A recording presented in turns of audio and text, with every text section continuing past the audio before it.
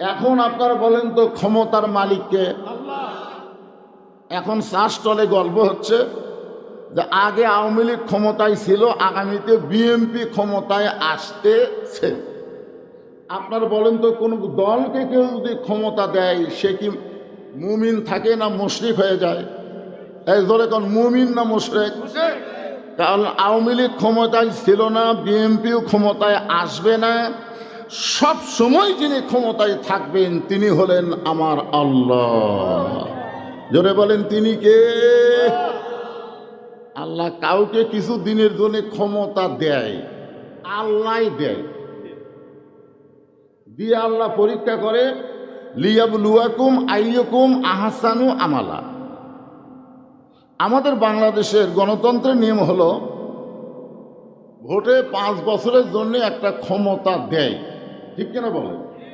কিন্তু হাসিনা 5 বছরের ক্ষমতা পাইয়া এরপরে 14 সালে ভোট ছাড়ায়, 18 সালে দিনের ভোট রাতে, 24 সালে ড্যামি মাজা ভাঙ্গা, 2 জন হাত ধরে টানা তোলে, 2 জন পাশার ঠেলা মারে।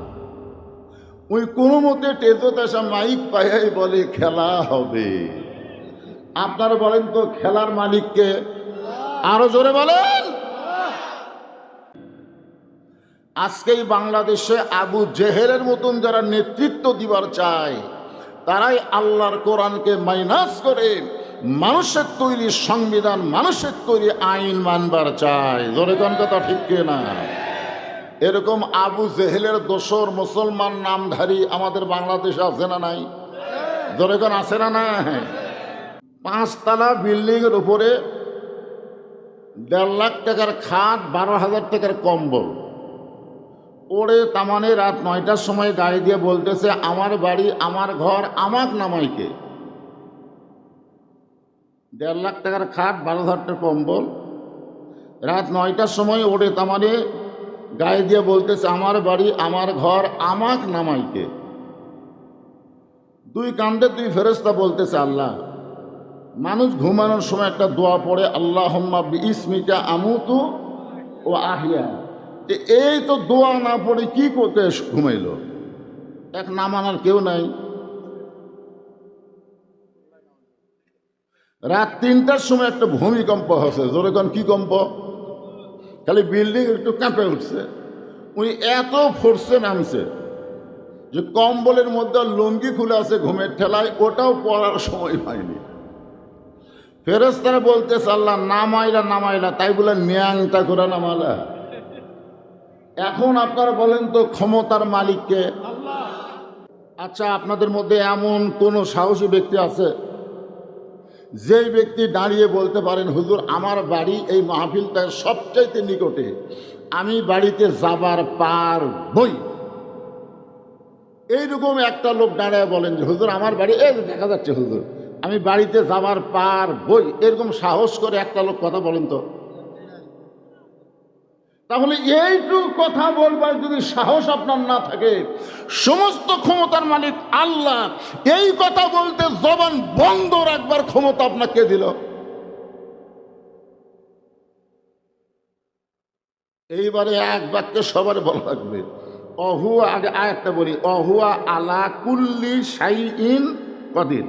প্রত্যেকটা বিষয়ের উপরে একমাত্র ক্ষমতা কার? আল্লাহ। হ্যাঁ, এইভাবে একটু সাইজে বলা লাগবে। এরপরে আল্লাহ বলতেছেন আল্লাযী খালাকাল মাউতা ওয়াল হায়াতা লিয়াবলুয়াকুম আইয়ুকুম আহসানু আমালান ওয়া হুয়াল আজিজুল গফুর। মৃত্যু এবং হায়াত, আল্লাযী খলাকাল মাউতা ওয়াল হায়াতা, খুব খেয়াল করবেন। আগে আল্লাহ যদি বলতো আল্লাযী খলাকাল হায়াতা ওয়াল মাউতা, যে হায়াত মৃত্যুর মালিক আল্লাহ, কিন্তু আল্লাহ কিন্তু আগে হায়াতের কথা বলেনি, আগে বলছে খলাকাল মাউতা ওয়াল হায়াতা। তার মানে বোঝা গেল যারা আমরা দুনিয়াতে এসেছি মৃত্যু আমাদের নিকটে না দূরে? কত নিকটে!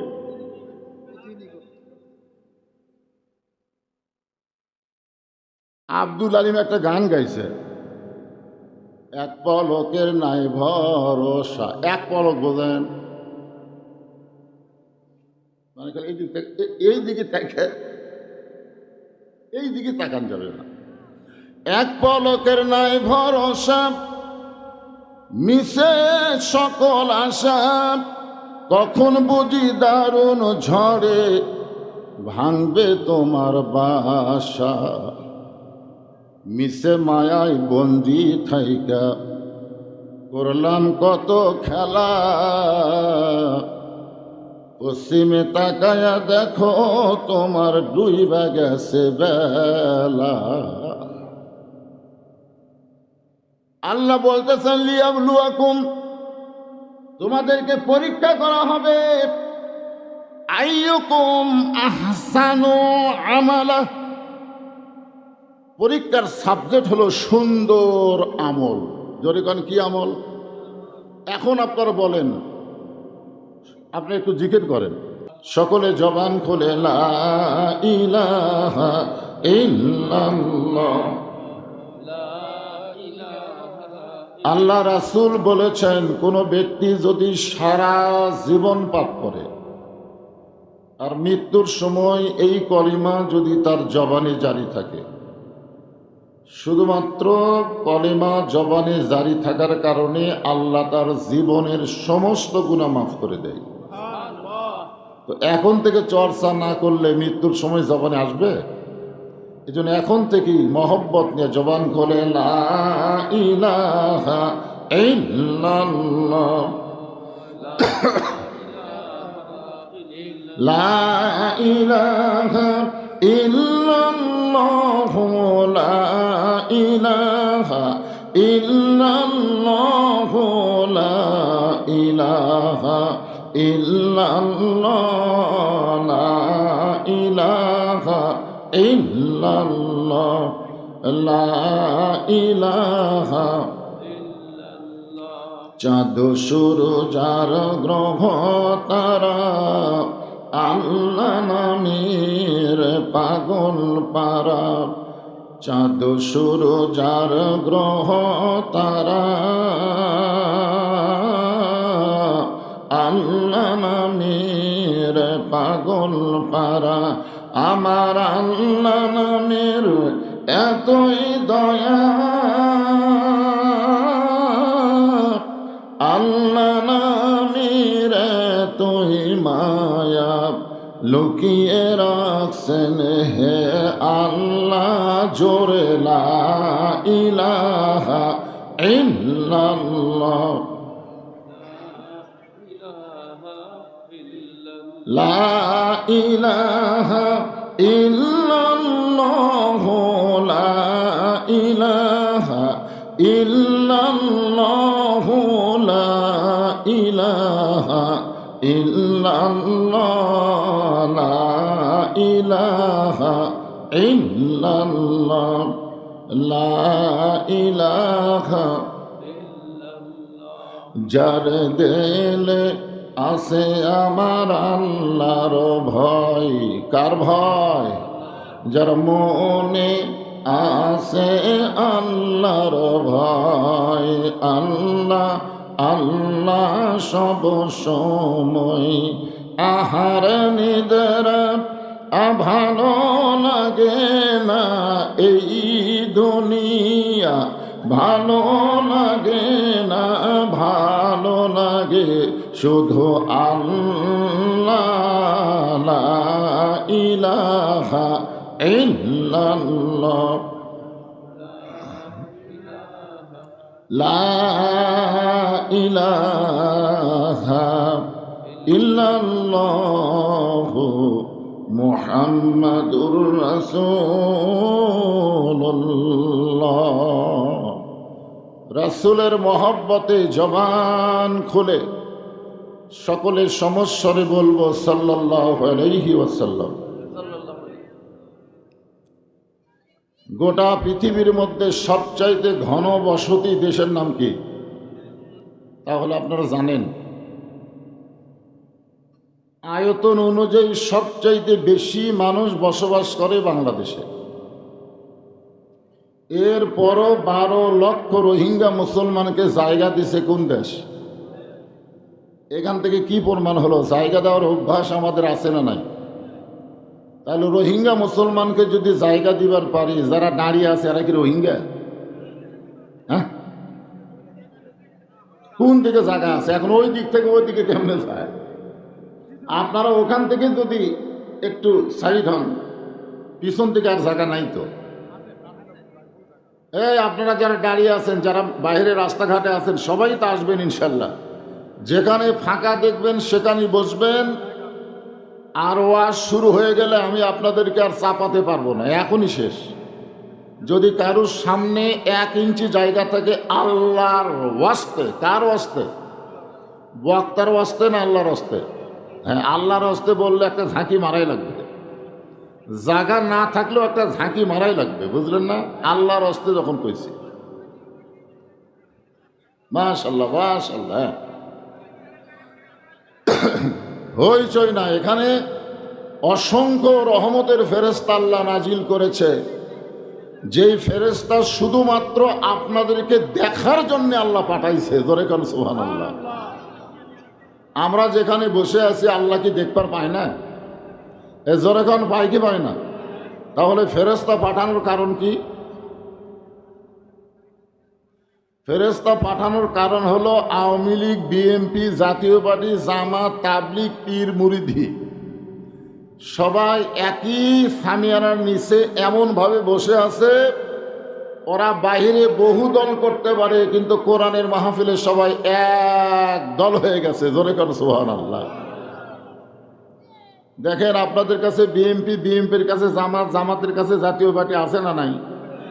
আপনার কি গুতাগুতি করতেছেন? কেন করতেছেন না?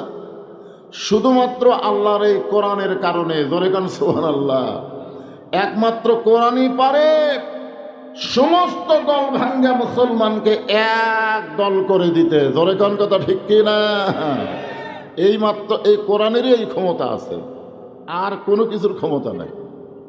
এই কোরআন কারিমের মাহফিলে জান্নাতের বাগানে আল্লাহ তাআলা আজকে যেনাকে সম্মানিত সভাপতির আসনে কবুল করেছেন, আলহাজ হযরত মাওলানা ওয়াহিদুল ইসলাম, আজকের এই মাহফিলের সম্মানিত সহসভাপতি হযরত মাওলানা মোহাম্মদ হাফিজার রহমান, সম্মানিত সভাপতিদ্বয়কে অন্তরের অন্তঃস্থল থেকে আমি শুভেচ্ছা জ্ঞাপন করছি। সম্মানিত প্রধান অতিথি আলহাজ হযরত মাওলানা মোহাম্মদ কাউসার আলী ফকির, আজকের এই মাহফিলের সম্মানিত বিশেষ অতিথিবৃন্দ, সম্মানিত ওলামাই কেরাম, হাফেজ মাওলানা মোহাম্মদ আল আমিন হাবিব, হাফেজ মাওলানা মোহাম্মদ মামুনুর রশিদ সহ যে সমস্ত বক্তাগণ আলোচনা করেছেন, সকলকেই অন্তরের অন্তঃস্থল থেকে আমি শুভেচ্ছা জ্ঞাপন করছি। আজকের এই মাহফিলে আমার সামনে যারা বসে আছেন, জিনাদেরকে আল্লাহ দয়া করে, রহম করে, মেহেরবানি করে এই জান্নাতের বাগানে কবুল করেছেন। আমি যখন কবুল করেছেন বললাম, তখন আপনাদের সবাইকে বলা লাগতো আমিন। আপনারা কখনোই মনে করবেন না যে আপনি নিজের ইচ্ছায় এখানে এসেছেন। আল্লাহ যদি না চাইতো আমরা কেউ কি এখানে আসতে পারতাম? যে আল্লাহ দয়া করে, রহম করে আজকের এই জান্নাতের বাগানে আপনাদেরকে পছন্দ করে কবুল করেছেন, আমি আমার অন্তরের অন্তঃস্থল থেকে আপনাদের সবাইকে শুভেচ্ছা জ্ঞাপন করছি। সম্মানিত মা বোনেরা, পর্দার অন্তরালে বসে বসে যারা আলোচনা শুনতেছেন, তাদেরকেও শ্রদ্ধা জ্ঞাপন করে এই মুহূর্তে জানতে চাচ্ছি আপনারা সকলে কেমন আছেন? আলহামদুলিল্লাহ রাব্বিল আলামিন। যে আল্লাহ শারীরিক সুস্থতা, মানসিক প্রশান্তি দান করে আজকের এই জান্নাতের বাগানে কবুল করলেন, আমরা সে আল্লাহর উপরে খুশি না বেজার? তাহলে জবান খুলে সমস্বরে সকলে বলবো রব্বানা লাকাল হামদ, ربنا لك الحمد হামদান কাসীরান حمدا كثيرا তাইয়িবান طيبا মুবারাকান ফীহি। مباركا আমরা প্রশংসা করলাম কার? কেন করলাম? এমনি এমনি। এই দুনিয়াতে আসার আগে আমরা আর একটা জগতের মধ্যে ছিলাম, মনে আছে? মনে নেই। কিন্তু আমরা যে ছিলাম এই ব্যাপারে কি সন্দেহ আছে? সেই জগৎকে বলা হয় রুহের জগৎ। এই রুহের জগৎ থেকে বর্তমানে আমরা যেই জগতে বসবাস করতেছি এই জগৎকে বলা হয় দুনিয়াবি জগৎ। এই জগৎ থেকে আমরা আর একটা জগতে রওনা দিয়েছি।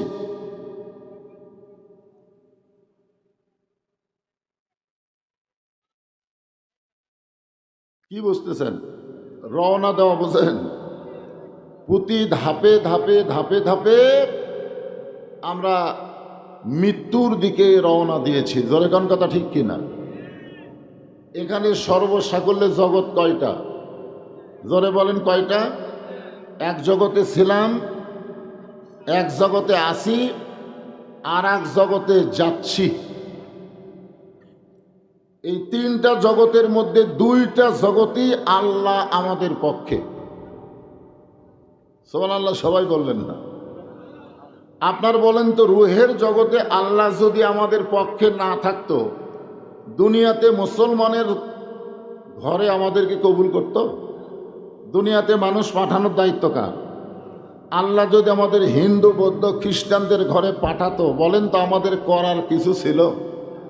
যে আল্লাহ সরাসরি জন্মগতভাবে মুসলমানের ঘরে আমাদেরকে কবুল করে মুসলমান হওয়ার মতন তৌফিক দান করেছেন, খুশি না বেজার?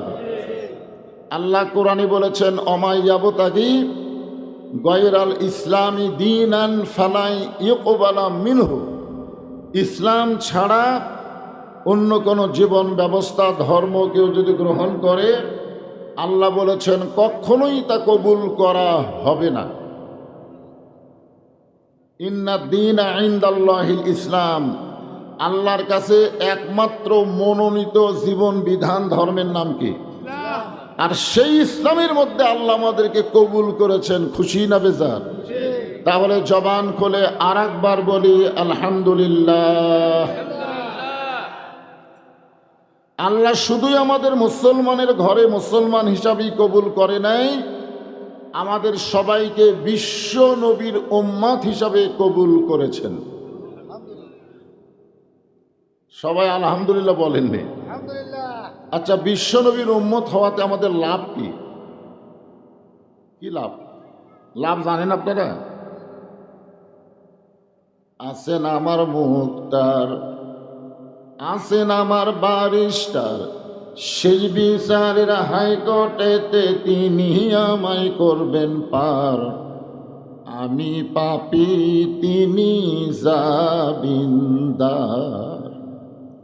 আল্লাহ যখন হাকিম হয়ে আমাদেরকে আসামি বানায় বিচার শুরু করবেন, ওই সময় আমাদের নবী আমাদের পক্ষে ওকালতি করে, বারিস্টারি করে আমাদেরকে সুপারিশ করে জান্নাতে পৌঁছায়া দিবে। এমন একজন নবীর উম্মত হওয়াতে আপনারা খুশি না বেজার? তাহলে জবান খুলে আর একবার বলি আলহামদুলিল্লাহ। এখন যে কোরআন থেকে আপনারা আলোচনা শুনবেন, এই কোরআনের মধ্যে কোনো সন্দেহ? আপনার কি সবাই কোরআন কোনোদিন হাতে নিছেন?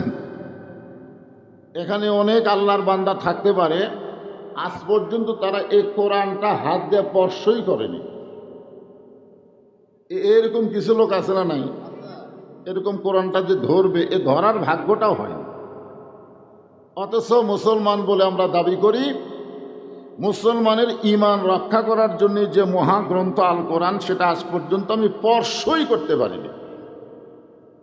তো যেটা স্পর্শই করিনি তার মধ্যে সন্দেহ আছে না ধোঁকা আছে, আপনি কেমনে বুঝলেন? তাই হুজুর, আপনাদের মুখে মুখে আমরা শুনেছি, এই শোনা কথাই আমরা বিশ্বাস করছি, আলহামদুলিল্লাহ। এদিকে কে কথা বলে? মেয়ে মানুষকে এখানেই বলছে নাকি? ওপার কে আছে? ওটাই রাস্তা? আচ্ছা আচ্ছা।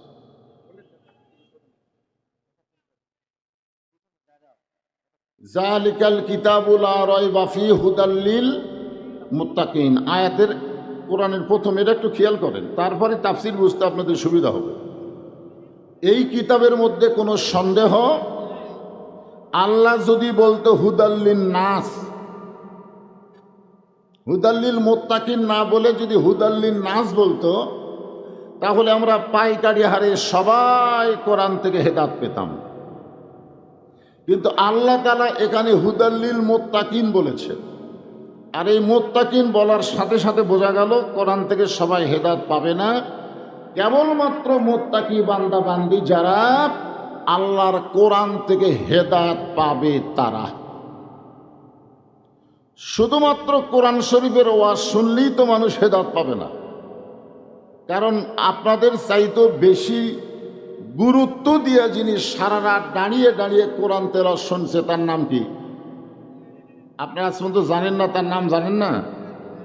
আবু জেহেল চোরের মতন, প্রকাশ্যে না গোপনে পিছন দিকে দাঁড়িয়ে থেকে সারা রাত কোরআন তেলাওয়াত শুনছে। সারা রাত কোরআন তেলাওয়াত শুনে সকালবেলা গিয়া মুখ ফসকে বলে ফেলেছে, এত সুন্দর কোরআনের বাণী, রাতটা আমার কোন দিক দিয়ে গেল বুঝবারই পারিনি। দেখছেন, আবু জেহেল পর্যন্ত কোরআনের প্রশংসা করতেছে যে এত সুন্দর কোরআনের বাণী, রাতটা কোন দিক দিয়ে গেল আমি বুঝবারই পারিনি। তখন আবু সুফিয়ান বলতেছে, নেতা, যেই কোরআন শুনতে সারা রাত কোন দিক দিয়ে যায় বোঝা যায় না, এইটা ধরলে অসুবিধা কি? না শুনলেই যদি এত মজা হয় তাহলে এটা ধরলে অসুবিধা কি? তখন আবু জেহেল বলতেছে, এই কোরআনকে যদি ধরি তাহলে আমার ভুয়া নেতৃত্ব চলবি না। আজকেই বাংলাদেশে আবু জেহেলের মতন যারা নেতৃত্ব দিবার চায়, তারাই আল্লাহর কোরআনকে মাইনাস করে মানুষের তৈরি সংবিধান, মানুষের তৈরি আইন মানবার চায়। জোরে কোন কথা ঠিক না? এরকম আবু জেহেলের দোসর মুসলমান নামধারী আমাদের বাংলাদেশে আছে না নাই? জোরে কোন আছে না নাই? আমরা যারা এখানে বসেছি শুধু কোরআনের আলোচনা শুনবো না, সামিনা ওয়া তাআনা শুনবো, এইটা গ্রহণ করার জন্যে রাজি আছেন ইনশাল্লাহ? আল্লাহ সবাইকে কবুল করুক, সকলে বলে আমিন। আমি কোরআনের সূরা মুলক, আগামী 12 তারিখে নির্বাচন আছে না নাই? এই নির্বাচনকে সামনে রেখেই কোরআন শরীফের একটা সূরা আছে, নাম হলো সূরা মুলক। নাম কি? মুলক। এই মুলক শব্দের অর্থ হলো রাজ্য, রাজত্ব। এটা মাথা হালাছে কে দেয়?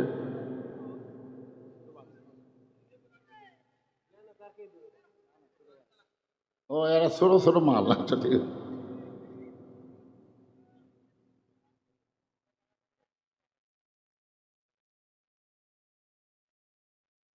শোনেন, যারা বাহিরে কথা বলতেছেন, যারা বাহিরে কথা বলতেছেন, কোরআনের মাহফিলের সামিনার তলে আসতেছেন না। মুরগির তলে 12টা ডিম দিছে, বাচ্চা হচ্ছে 10টার, 2টার বাচ্চা হয়নি। আপনার বলেন তো ওই 2 ডিমের দোষ কি?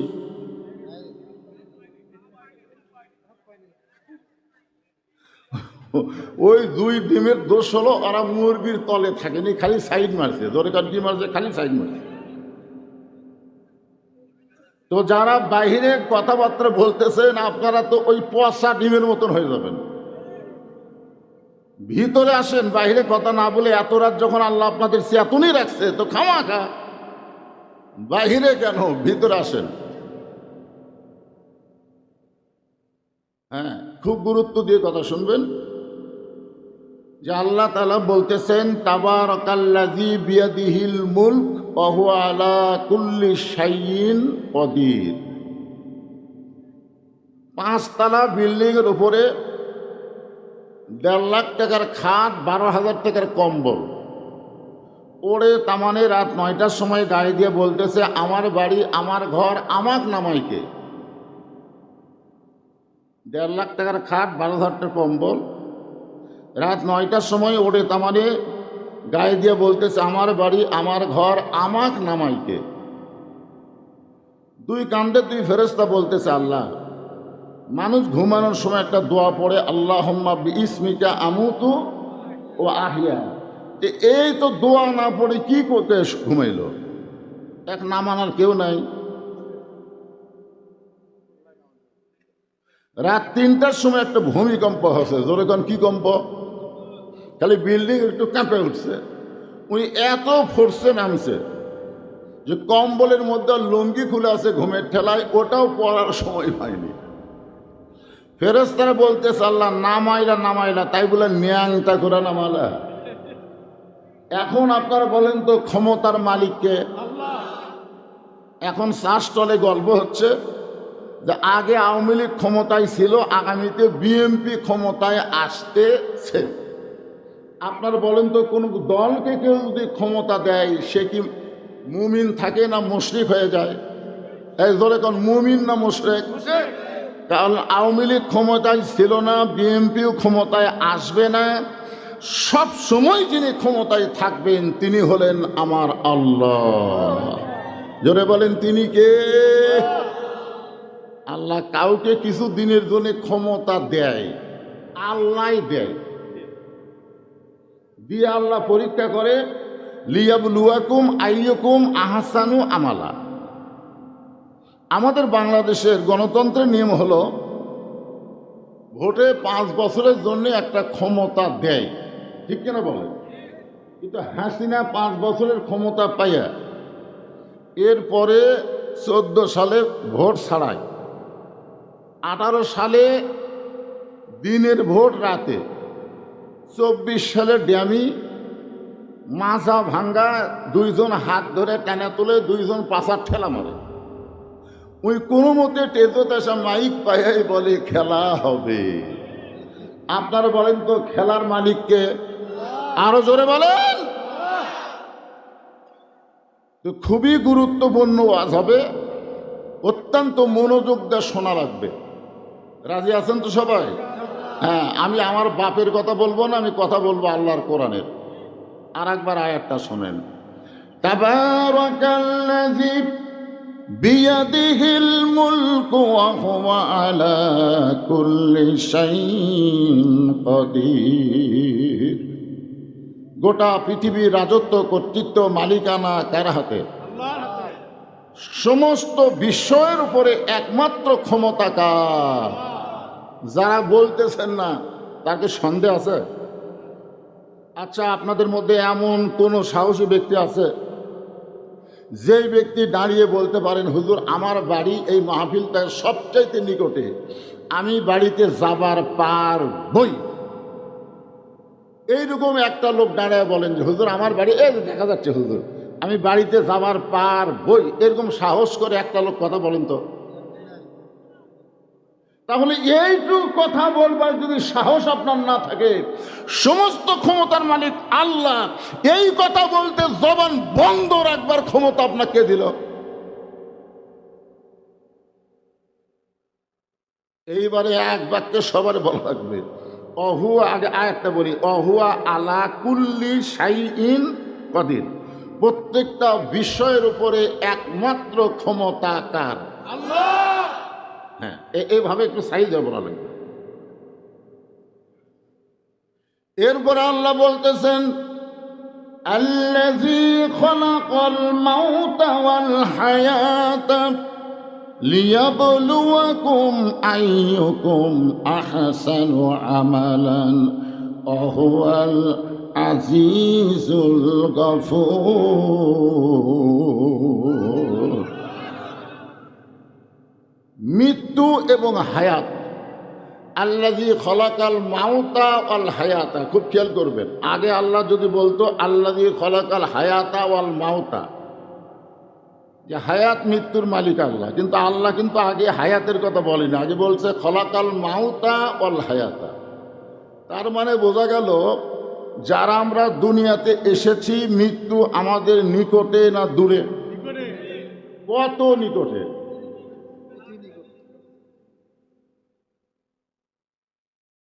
আব্দুল আলিম একটা গান গাইছে, এক পলকের নাই ভরসা। এক পলক বোঝেন মানে এই দিকে থেকে এই দিকে তাকান যাবে না। এক পলকের নাই ভরসা, মিশে সকল আশা, কখন বুঝি দারুণ ঝড়ে ভাঙবে তোমার বাসা। মিশে মায়ায় বন্দি থাইকা করলাম কত খেলা, পশ্চিমে তাকায়া দেখো তোমার ডুইবা গেছে বেলা।